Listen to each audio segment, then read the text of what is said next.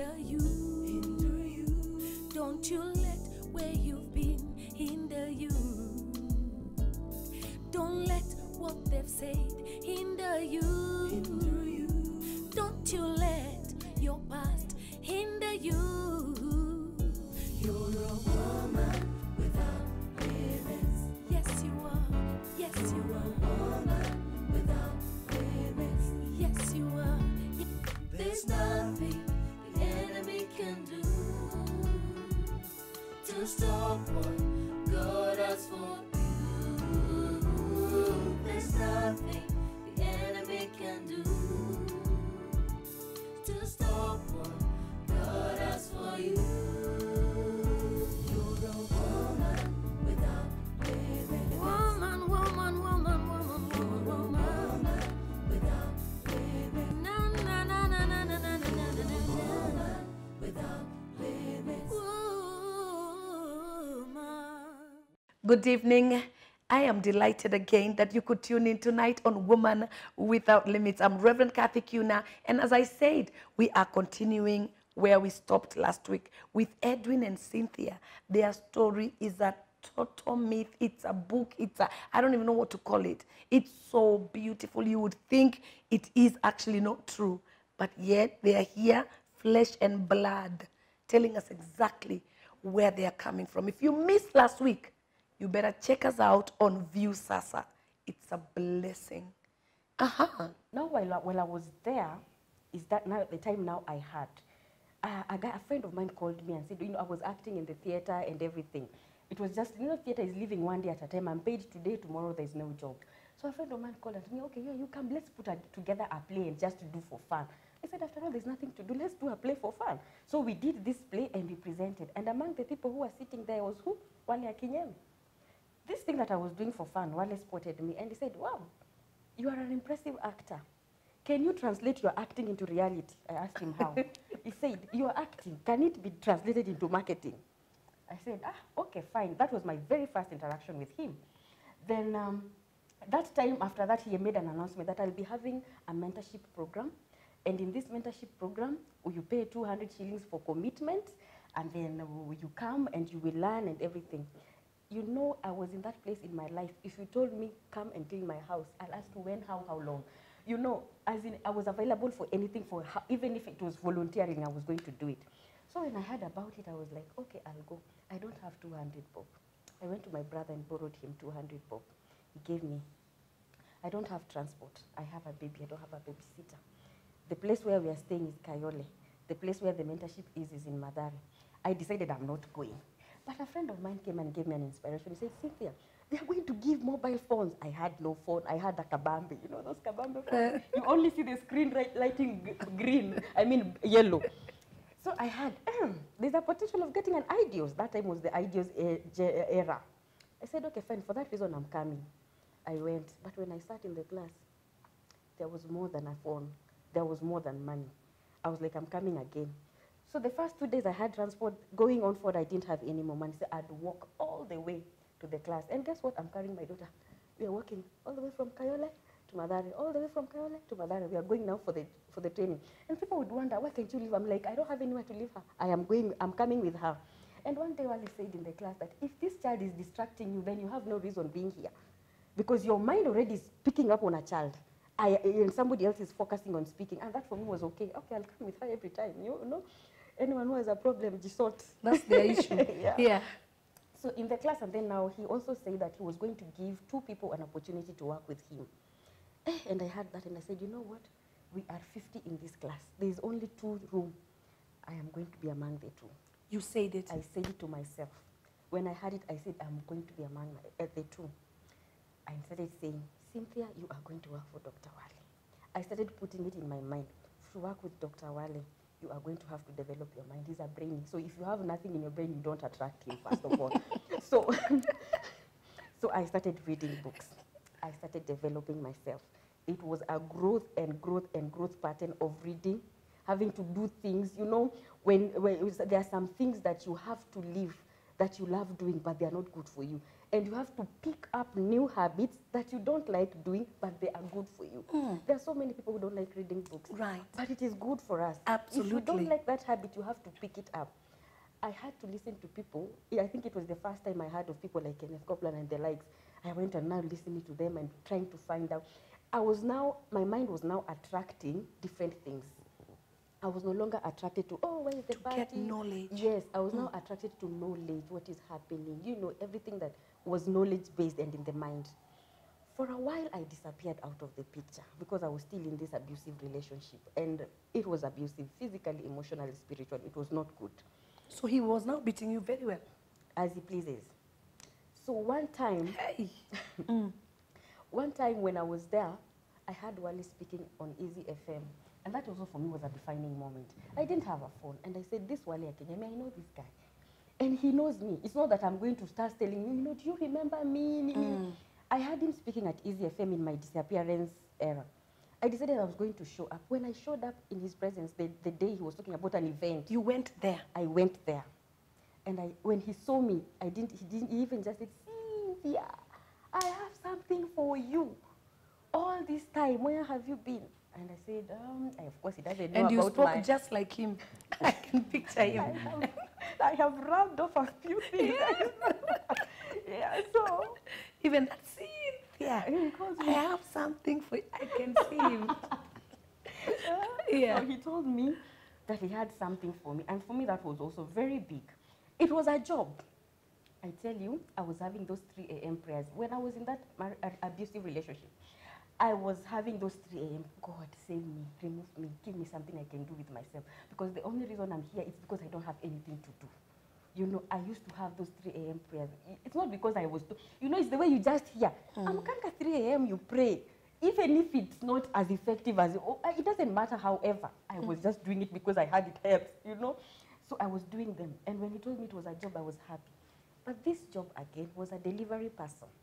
I was only around that place to be seen and not to be heard. Buy me airtime, wipe this table, get me tea, take this book. That was all I was doing. Running around and delivering things. Just be seen, don't speak a word. For a while, I did that. But in my deliveries of books, and again, I'm also developing my mind. In my deliveries of books, I would talk to people. As I'm bringing the book, I tell you, do you know Dr. Wally does training, mentorship, and coaching? Would you like to be mentored by him and everything? And guys were interested because a lot of people had not known that he had something like that. They just knew him as an author.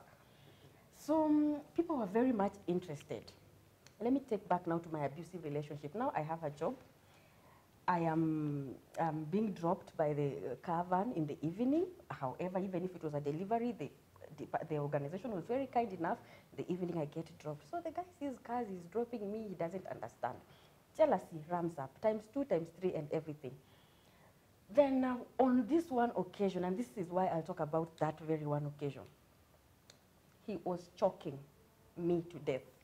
He had his hands around my neck. And I couldn't breathe. I couldn't say anything. As in, it was it for me. And my young daughter was watching as the incident was happening. And she was crying. And then, there's one thing I tell ladies these days. If you're to date a man and they say they love you, please, let him give you something substantial. Somebody is taking you to poverty, he's beating you, he's not loving you. It is negative, everything. Everything negative. There is nothing to and even he says, I love you. So when I was there and he was choking me and my daughter was watching and she was crying and everything, so she decided to come to save mom. She comes and bites him, kwa mkono. And then in that reaction, he does and throws the young girl to the wall. The house was small already. It was a mabati house. It was small already. He throws her to the wall and she hits down. And then she starts screaming and crying. And then she hit her head and bled a bit. And bled? Yes. So in that moment of what has happened, I managed to get her and get ourselves inside and lock ourselves. I called my sister and told her, you know what? At that time, that was the only thing I could think of doing. That time I now even had a phone. I called her and told her, we are here, this and this has happened. She said, don't open the door, stay in. We stayed in, and there he is. Now he has sobered up, saying, oh, I'm sorry, just the obvious things. Let's talk. If there's a phrase, men don't like talking. Suddenly he wants to talk. There's no talking, you know. It has to be something very serious. So when he said, let's talk, I knew he's coming in to hit me again. But I decided I'm not opening the door anymore. I shut the door, my sister comes, she saves us. Now we go and stay with my sister. At least at that time, I was not a burden. I had a job. There was something I was doing with myself. I had saved up some money. Now I was able to even register my daughter to school and everything. So flashing forward now to Dr. Wale, all these are happening subsequently. They are just events. I'm coming to work looking all fine, but less that day at night something happened. You don't know. You're not telling Dr. Wale anything? I'm not telling nobody nothing. But there is one thing I used to do. I used to do whatever I was given to do with love, regardless of how small it was. I would deliver books with so much love. I would interact with people with so much love. I was not doing it as if I'm here to deliver a book and that's it.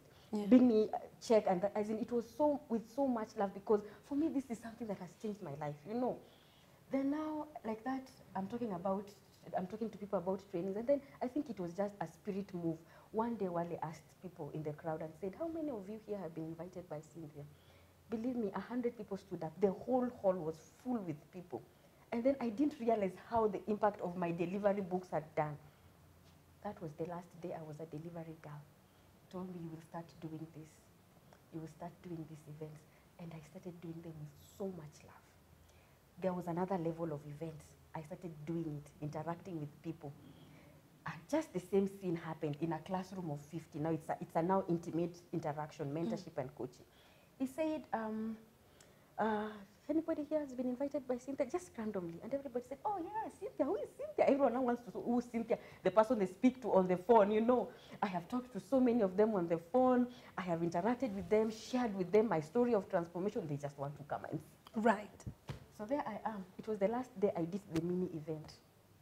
As we were growing, Dr. Wale decided to offer me a deal. He said, you know what? You have taken ownership of these things. Why can't it be your own business?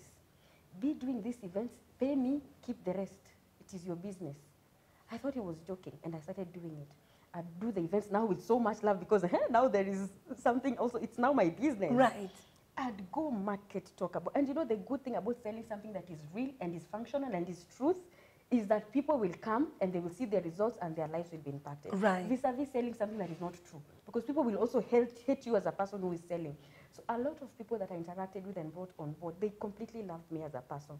And they loved what I was selling to them. Because I tell them, if you don't like, we'll give you back your money and go. Because I was so sure about what I was giving them. Are you serious? Yes. You would tell them money back?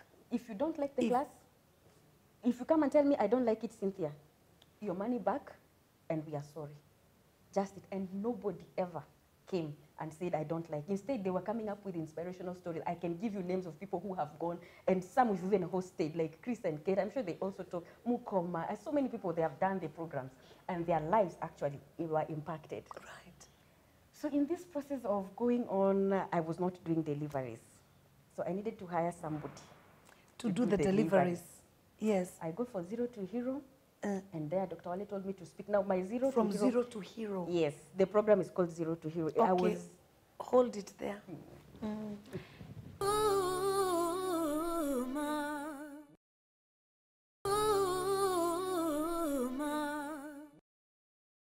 So your mind is being changed. Yes, my mind is now changed, and right now I'm thinking different. I'm doing things differently. And you've stopped interacting with these people that were putting you down and letting you think. I stopped interacting with them. They started staying. I'm ignoring them because I didn't care, because I said there's this thing when you're in a pit, you need somebody who's up there to pull you up. Not somebody, you cannot be two of you in the pit. There's no way you can help each other to come out. So you need to be. There's somebody who needs to be up. That's why I said to pull me out. I need somebody who's up there to lift me up. And there's this the way how I can develop myself. There's a verse that I was given, is Luke 2:52, where Jesus grew in stature, grew wisdom with man, and grew favor with man and favor with God. And he grew in wisdom. So I knew I need to develop myself in those 4 key areas: wisdom, favor with man, favor with God. And also, so I need to if it's wisdom, I need to develop my mind. I need to read a lot. Favor with man, I need to network. I need to network with people who can really take my life to the next level. Because if Jesus was God and he needed favor with man, how much more is it me that so I needed to network with people who can take my life to the next level. And so those are the things that I really impacted me. I started attending events. And so there's this one day, like she's saying, I went to do the class. When the class, Dr. Wale told her to come and speak to us. So when she was speaking, I was with my friend. I said, my friend, one day, I'm going to marry this lady. You said that? Yes, I said that. My friend, he can testify. His name is Kevin. And she was talking? Yes, she was talking. She was teaching? Yes, she was teaching us. Yeah. Because we were in the second. She was in the first class. Yeah. We came in the second. It was the third class. We came in the third class. And she was the one now talking to us, how to change our mind, things like that. And I told my friend, one day I'm going to marry this lady. I used to talk and my friend used to think I'm just talking. They would laugh. They would laugh. Yes. So my friend used to tell me, no, you cannot. This lady, they're being paid in dollars. For you, you're living. You're too low. You're too low. You're always in fear. She's above your level. I told her, you just wait and see. So after the 0-0 class ended, there's this day that I was just walking in town. By the way, I used to have a shop that used to sell. After doing this Muindi guy, when I was working at his place, they gave me some few cash. I started a shop just to sell household things. Then there's this day I went to school. I started paying for my working part-time and then going to school part-time. So there's this day when I was in town, I said, let me go and buy. There was some exercise books I needed to go and buy. So, and I met with her at Nakumat Lifestyle. She was also, their office was just around there. So I met with her and she said, I'm looking for someone in 0 to Hero who can be delivering letters. Can you get someone? I told her I can do it. Because I used to sell Pampers. I was just trying to do so for me to be busy. She told me, come. I said, okay, I'll come. The next day I went there. I started delivering the letters, going to company. I started seeing life differently. I'm going to these places. You see offices. You're meeting with the CEO. You're meeting with the manager. Sometimes you're going to meet with the CEO. Let me tell you, I'm coming in a place where I couldn't speak English. Because we are used to Sheng. Sheng is... We can speak Sheng from morning to evening. So nilikuwa mtu wa Sheng tu, Sheng tuongea English. When you probably meet a lady who from this uptown, you meet with her in town, she starts talking English. Inakuwa ni shida. You go and respond na Sheng, and you're like, okay, where are you coming from? So when I started reading books, I started practicing talking English. I even started telling my friends, from now on, I'll be talking to you in English. Ukitaka nijibu na Kiswahili, but I'll be talking in English. In English. Yes. I just want to perfect my English because I'm going on another level. Because you cannot go, there's this book, What Got You Can't Get You There. You need to change your level of thinking.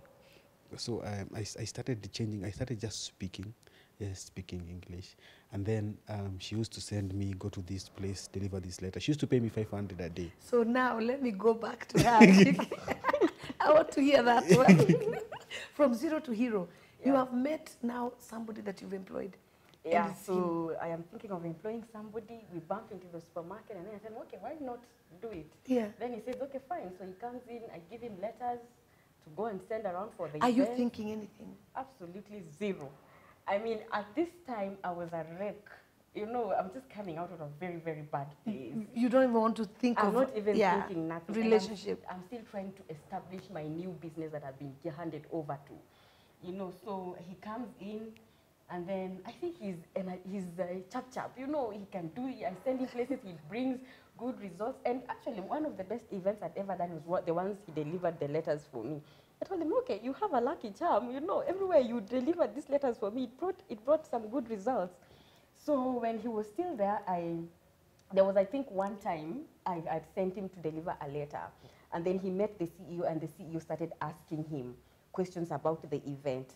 And now it happened very funny. So he's speaking to me. I tell him, just put your one earphone. And then as I hear what he's asking, I am able to tell you what to say. What? And he flew so well. What? So I'm telling him, because I'm hearing what he's asking, and so I'm you're telling him say what this. to say. Yes, because he was delivering letters he doesn't understand more about, Yes. And he did it so well. Yeah. that I had to share his story in our general meeting. And then Dr. Wale said, who is this guy? I said, he's one of your zero to hero people that I brought on board to work for me. He said, I want to meet him. And then so he came. And then now we offered him employment in the company. But he was still reporting to me because I'm the one who brought him. You are the boss. Yes. Hey. So how are you feeling about that, the boss lady? Yes, I used to see her as my boss, but I was not intimidated because my confidence had already been built. Dr. Wale has already built my confidence where I was not fearful of anything because I knew fear comes from the enemy. So I said there's nothing, like he used to tell us, there's nothing in this world that you cannot achieve. So long as your mind is into it and you develop yourself, just go for it. So Dr. Wale, there's this one day when, like she has said, she called me, they called me in the meeting and they said, we want you to be part of us, but we will just be doing the things that you're doing, be delivering the letters. So when somebody needs credit in the office, I was the one who's going to buy for them. When somebody needs something downstairs, I'm the one who's going to buy. So, and people in the office in front of me, they really liked me. So things like lunch, breakfast, it was easy because today she buys for me, somebody else buys for me the lunch. So it was people liked me. And there's this time Dr. Wale said, today is your transformation day. So I told him, what do you mean? He said, today I'm going to change you. He took me to Westlands in Naivas. This is my first time I'm going to do a shopping with him now. He took me, we went to where the clothes are.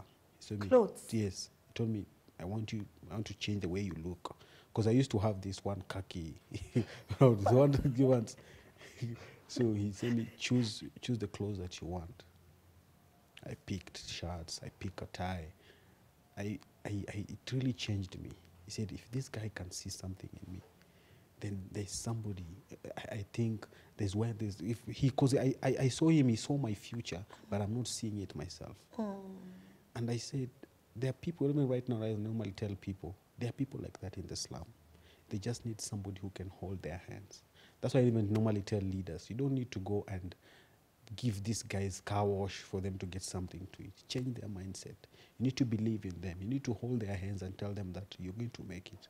Because when you're in the slums, it's an inferior place. You're being filled with fear, and where you're being told you cannot make it until you have connections. Your intimidation. So whenever you take into a public place, you cannot talk to these guys. You feel like, hey, when you see somebody driving even a Toyota, you're so mesmerized. You're so mesmerized. How come this guy is driving? Yeah. They're intimidated Yes. and because they are looked down upon. And they're people looked down speak. upon. Yeah. Yes. And no, it's a needy environment. And we normally say, I've read books and what they normally say, slum is not all about the houses. It's not that the houses that these guys are living at. It's the people living with the same mindset. You put them together. There's this book I was reading whereby it was a research that was being done. They took one rich guy and took him to the slums. And they took this one guy who lives poor, they took him to these posh places. And after a few years, probably they just wanted to, they live the same mindset, the way they were living, everything they were doing. And then after a few years, they realized something. They now took them back the way they were. The rich guy was returned back to where he was living. The poor guy was returned to where he was living. And after a few years, they come to realize that this poor guy, his life is really changing. This rich guy, his life was diminishing. So meaning the environment was affecting the behavior. So it really took, because now, when Dr. Wale was now buying me these clothes, now, there's this day he took me to a 5-star hotel. That was Sarova Panafric. That was my first time entering into a 5-star hotel, and I was bought lunch. I bragged I bragged about that day. I am looking to myself, and wow. You just at the reception, you're looking, these people are different. You just want to stay there. You don't want to go home. Because you're seeing things differently. Yeah. You're eating food. I didn't know how to use the forks and everything. But then she's the one who taught me how to use the forks and everything. Because I used to wait for people to finish to eat at the table. Then I'll just go aside and I'll use my hands to start eating. Because it was It was really embarrassing when I used to. I sikuwa na shiba when I was using those things. Because there's no way you can take the chicken and use the smoke to cut it. So I used to leave the food, and then I asked and say I'm full. Yeah. But when I leave that hotel, I'll go to town, find a place where I'll eat chips and where I can just sit down and eat as myself. So, but it really changed. It really changed my thinking. Now, life. You used to tell me, don't go to when you have 200 shillings. Don't go to that hotel of 30 shillings to eat chai so that you can save 170. Go to places they know like Java, or go to even to Sarova, ask for water, and you're changing your mindset. Your mind is being exposed to new things. Your mind is exposed to wealth. So, and that's what I used to do. If I have my 500 shillings, my friends, let's go to, no. Let's go to this place and have tea. So the mind is being changed. The mind is being changed. Right. I'm doing things differently. I'm not sleeping much anymore because, in the slums, people normally sleep a lot. They wake up at around 11 so that they can have breakfast and lunch at the same time, so that you can save. You can save one meal. So you're eating one meal. So that's the reason for the sleeping. Yes, that's the reason for the sleeping. Because if you wake up at 8, what will you have? The day will be very long for you. Yeah. Because So you sleep up to around 11:30, or you have to wake up at 12. Right. So that you can mix the two together.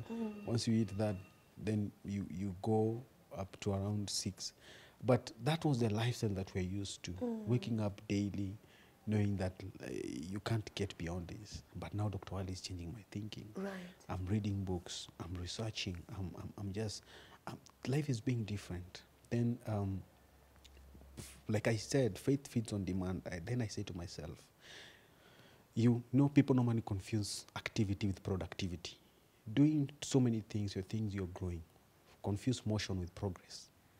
So, whereby you confuse motion with progress. Yes. Probably when you're living in a slum, in a 1-bedroom house, you go to a 2-bedroom house, but you're still in the slum. That's motion, those activities. There's no productivity. There's no progress. There's no progress. Right. So, Dr. told me, when you say that you're changed, you need to come out of the slum. You need to, when you say you're living in a 1-bedroom house, you need to go to Kileleshwa in a 2-bedroom. You're no longer in a slum anymore. That's when you're giving your faith something to feed on. Like I said, the children, if they didn't have that Red Sea, God could have worked on something on them. So, I started going around. There's a friend of ours, a mutual friend, she's called Gertrude. She used to live in Buruburu. And before that, when I used to in Lakisama, my previous guys who I used to, they come, I was robbed. They came where I was living in Lakisama. They took everything. I have friends of mine who were there, and they raped them. And raped them? Yes. It really changed. It really changed. I said, God really wants me, because I keep on postponing. I'll come out of this place. Let me just save Kidogo. But I think God was telling me it's now time to get out of this place. Because that day when they came in, they took everything. But I mean, they took even my clothes. So one mutual friend, that Gertrude, told me that there's a house in Buruburu. You can go and stay there in Buruburu. I say, Buruburu. This is the place that I've been admiring to stay in Buruburu. Yeah. Now I'm going to stay in Buruburu. There's no mama mboga for 5 shillings anymore, 3 shillings. No, when you're in this place, 10 shillings, like I said, can sustain you. Now I'm going to Buruburu. It was a really drastic change on my life. I said, wow. But I had to go. I had to give my faith something. So I went to Buruburu. I started living in Buruburu. Things started to change. Getting new friends, seeing things different. Then I realized there's a better place more than Buruburu. I realized there's Karen. I realized there's Lavington. I realized there's so things are giving your faith something to feed on. Yeah, you're giving my faith, and so I'm really, wow.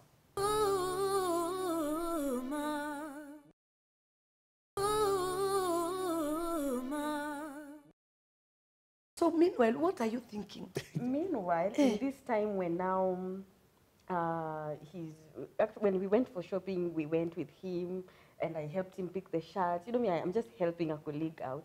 And then so now in the spirit of keeping up the energy to exposure as I have been exposed to a new world, we used to have date evening, and we're just friends. We'd have every day, we are sampling a new posh restaurant in town. So we'd go, we don't have much money, we just have enough for tea or something. We sit there, we have tea, then we go. It was like that for a while, so we'd go restaurants and everything. And so now in the process of us interacting, having fun together, I start feeling easy. You know, like I can open up to him about what is happening with me and the fear. I'd actually developed a fear of walking in town because of my ex. He wanted me to go back to him by force, by fire, by force. You know, you have to come back. He'd actually taken me out. I don't know, for lack of a better word, kidnapped me one evening and took me to his place. He'd walk out in front of my doors anytime. I was just not having peace. I was so scared of him and everything that he had done. And so when I was with him, I was kind of safe. You know, I know now even if he shows up, there is somebody, you know, and this somebody is still my friend. So we go around and everything.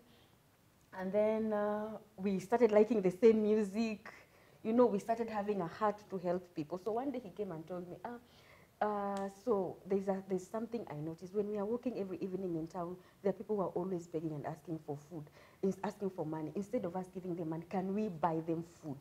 So I said, good initiative. He told me he had done it himself previously. And he had had some, okay. So I decided, okay, good initiative. So we'll go together. He told me one evening.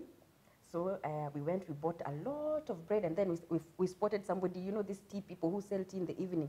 So we walk with them. We spot somebody in the street begging, we tell them, here is bread, be served tea. We pay for the tea. So we did that, and it was our initiative every Friday evening. We'd go around feeding people in the street, and now we moved and we started giving them packed food. So now on one occasion, so Edwin had some girlfriends, you know. He told us many. He told you he has quite. So he had, so in the spirit of talking, he'd come and tell me, oh, I've seen this Somali chick, I have seen another Ethiopian, there's a Mzungu from the UN, there is what? Me, I'm thinking, this guy, man, come easy. Yeah. I started telling him, do you know something about, have you ever heard about soul ties? He said, what is that? I told him, when you do this and this happens, you tie your soul to these people. He said, wow, so you're saying even when Muslims and all and everything, and I said, yes, you are tying they are living a piece of themselves. If they are angry people, bitter people, they are depositing their bitterness and anger in you. He said, okay. I didn't know it went a long way until later that he told me, do you know that thing you told me? It really inspired me. Wow. It really inspired me, and it made a turn. What happened is when life was changing, now, no, I don't know what normally happens. When life changes now, these ladies, they see you now. Absolutely. They see you now. That's when the eyes open. So when you're struggling, they don't see you. So when things started to be better, now they are, these ladies, there's this UN lady who was looking at me, and then I started seeing a lot of ladies, and that's when my focus on her changed. I was not seeing her that this was that lady that said I want to marry her. Yes. These ladies are all over me. Today it's this UN lady, tomorrow it's a Somali lady. So I'm like, hey, this is the life that I really wanted to have. This is where I was going all along. Because everything has changed. You're not seeing, your mentality is not a matatu mentality anymore. The women you're interacting, they have a different mindset. You're sitting with the lady, they're telling you, I have a house in Netherlands. So you think, wow, hey. God. This is where you're taking me. This way, that's when she sat me down. There's this lady who really liked me. She used to come to the office, leave tickets for the movie. But I didn't like her.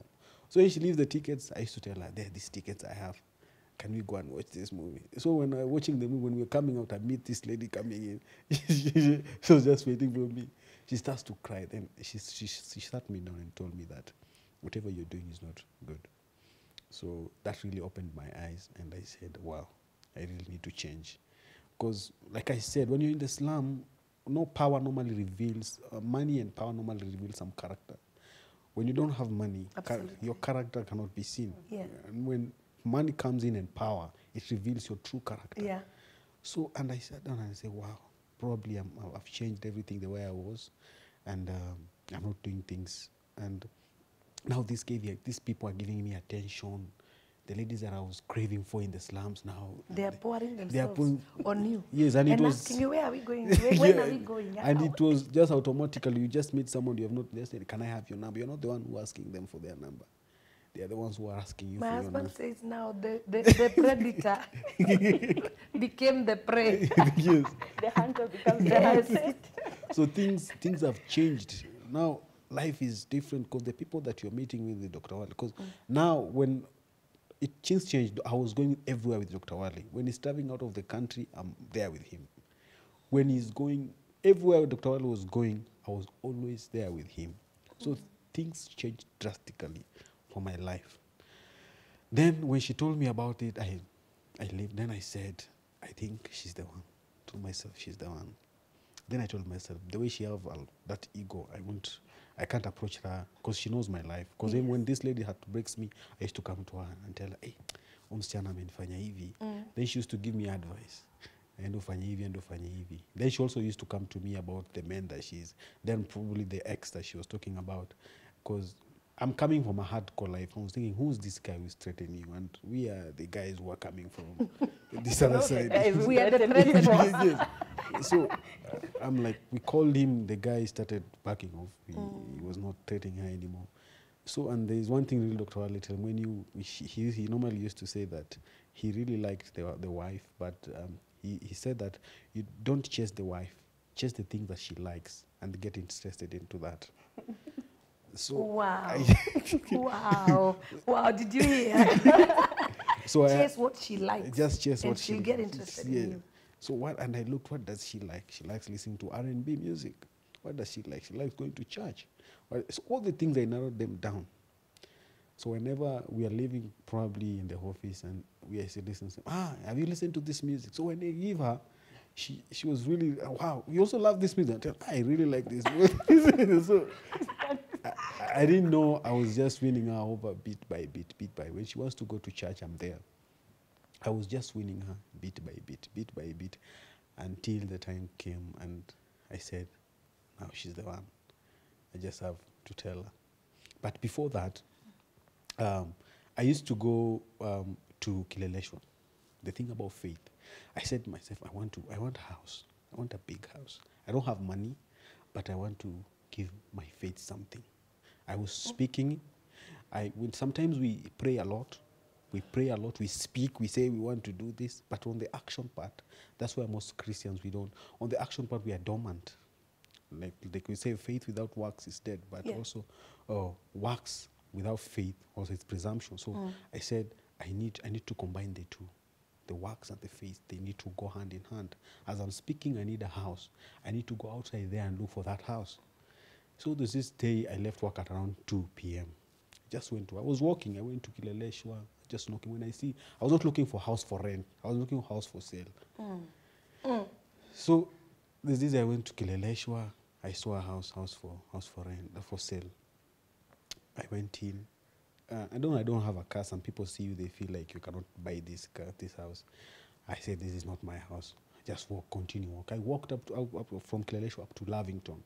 So there's this house I saw. It was written house for sale. It's just beyond Lavington, that when you're going to Hurlingham. House for sale. Then I went and knocked at the door. And when I knocked at the door was closed. I knocked. I said, I really liked it, because I liked it from the outside. I said, hey, this is my house. I knocked. Nobody was answering. The next door, it was open. There were some guys who were moving things out.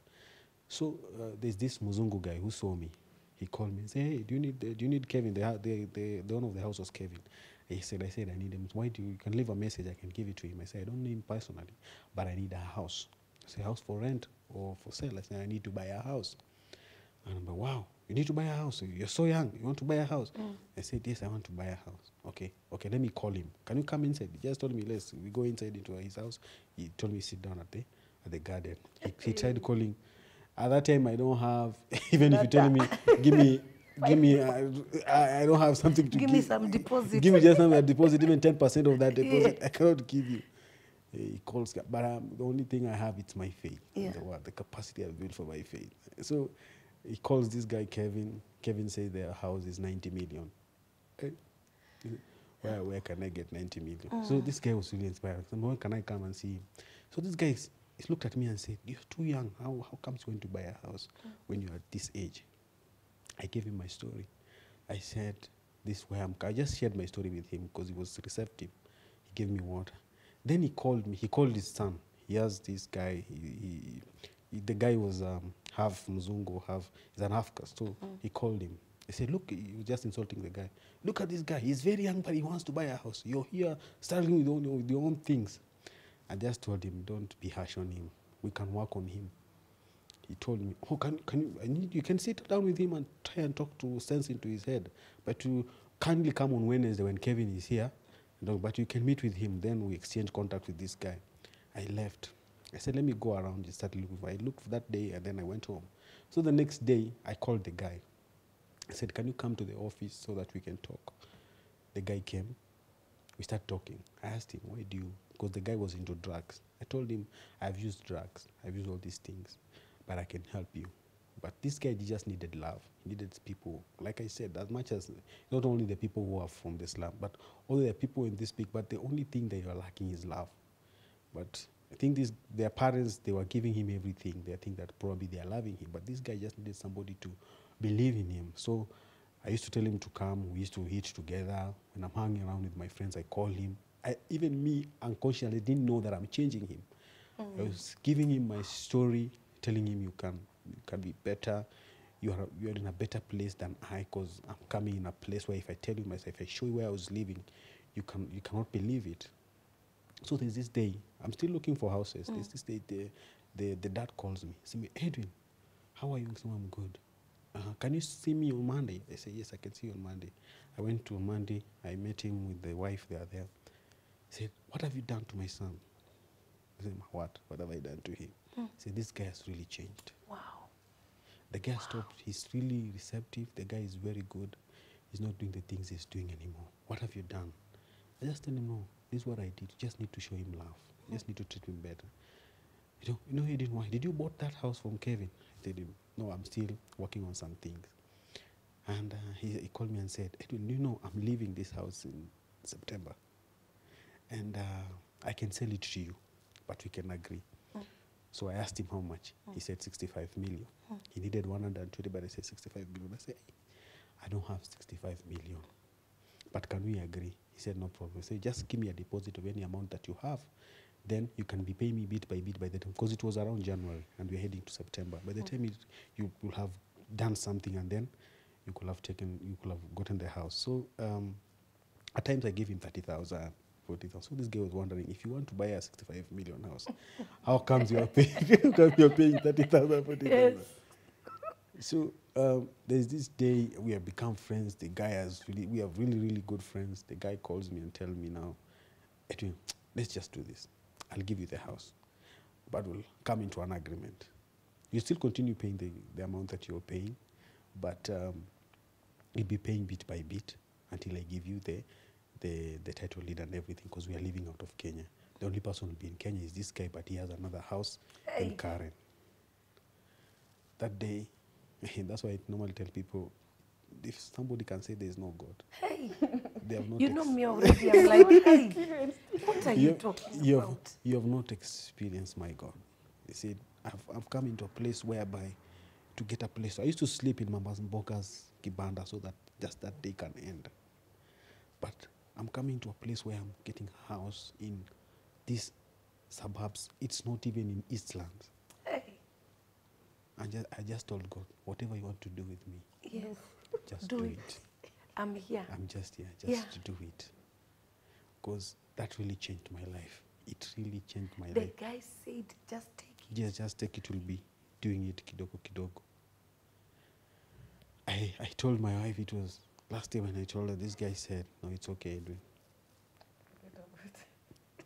Get over, don't do anything anymore." Huh? don't pay anything anymore. What do you mean? He said, don't pay anything anymore. That's your house? Yes. Edwin, So the guy said, don't. come lay hands on me. So What? he said, don't pay anything anymore. So I cried. Wow. I wish, me too, I wish we could continue. But that's all the time we have for now. Guess what? Next week, we are continuing with this amazing story. I tell you, I can't wait for us to get to the end of it. I believe that your life will never, ever, ever be the same again.